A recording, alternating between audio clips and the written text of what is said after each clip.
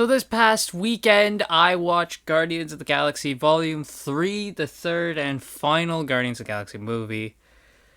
We got a lot to talk about. So, let's start off.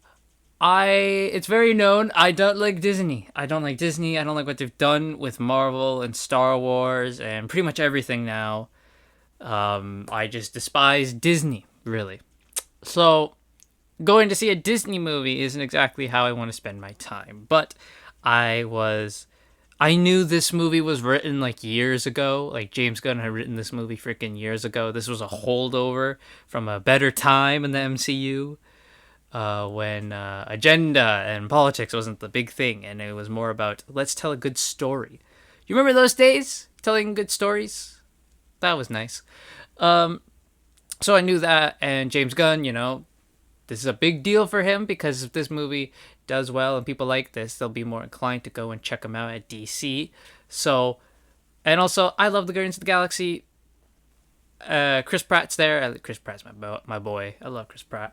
So I'm like, all right, I will go see this movie. I have not paid to go watch a Marvel movie in theaters since No Way Home. So, there we go. So, going into it, very skeptical about the movie.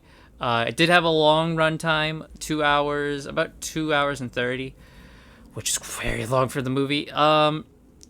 But did I like it? The answer, I did. I did like this movie.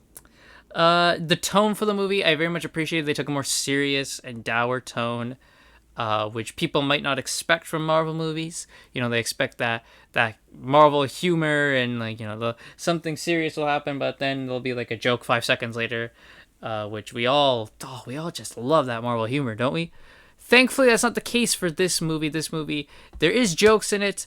It's not all doom and gloom, but for the most part, when it's serious, and they treat it like it's a serious business, like it actually matters, which is a good thing.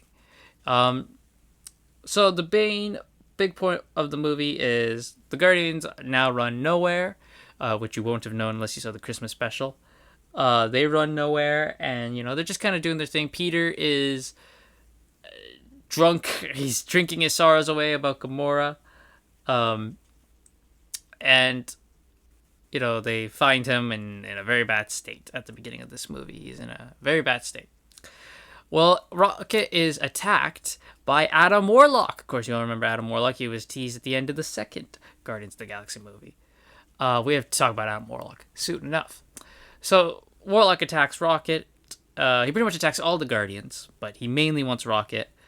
Why is revealed later on in the movie.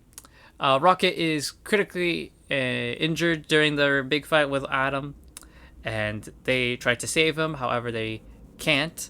They try to put like a meta pack on him to save his life, but it doesn't work because Rocket has a kill switch in him that prevents the meta pack. So in order to save Rocket, they gotta get the code for the kill switch to save him. That's pretty much the whole plot of the movie. Which is a nice and simple plot. It's nice to have a movie in the MCU which plot doesn't revolve around this is the end of the multiverse. The world is at stake. It's just now we're just trying to save our friend.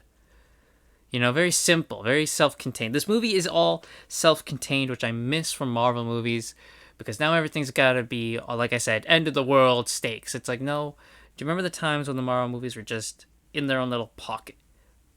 Like, yes, this is connected to the wider universe, but you don't need to watch the other movies to watch this one, right?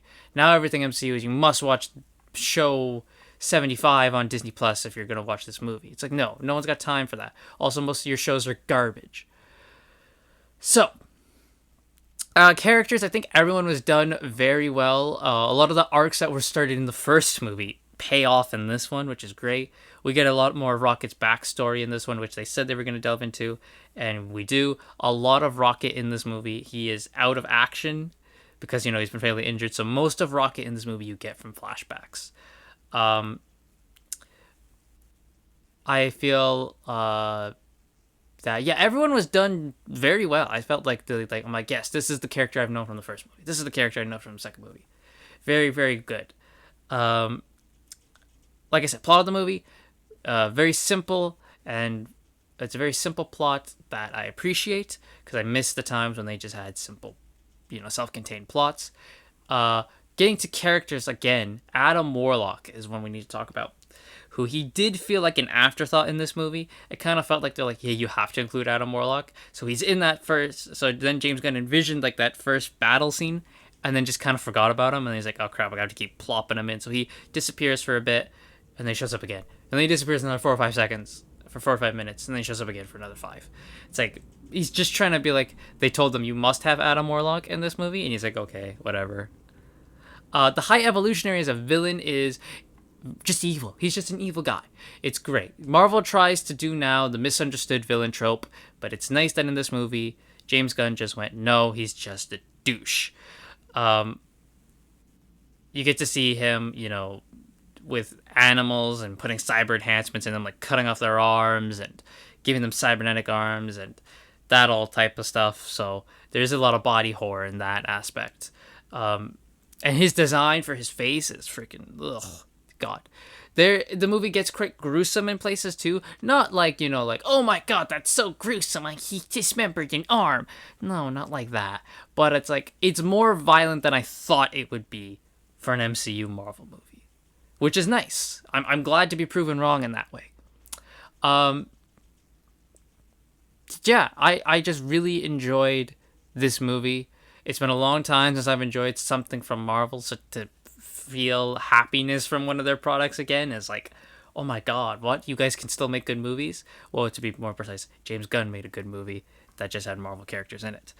Marvel probably had nothing to do with it. I also booed in the theaters when Victoria Alonso's name showed up on the screen, just because I felt like it. But anyway, if you've been wary about Marvel for the past couple of movies and shows, and I don't blame you, this is a good one. This is a safe pick. It's done by someone who knows these characters and loves them, and it's done by someone who cares, which is something we've been missing, someone who cares. So because of this, I give the movie an 8 out of 10. Not the best out of the Guardians movies. I prefer the first one. This is tied with the second one for me. I did feel that this movie, you don't really feel the runtime of this movie. It doesn't feel that long. I did start to feel it near the end though, but that's just fatigue in general. Very few long movies can keep me like excited the whole time.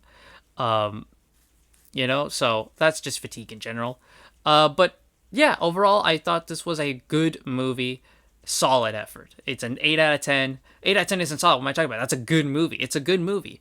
I recommend you go watch it, The post-credit scenes, they're fine. They don't mean much. You really just need to know is that what it says at the end of the post-credit scene, not the mid-credit scene. What it says at the end of the post-credit scene is important, but the post-credit scene itself is not important. So, that is Guardians of the Galaxy Volume 3. Did you guys see it, and did you enjoy it? Let me know in the comments down below, and I will see you all next time.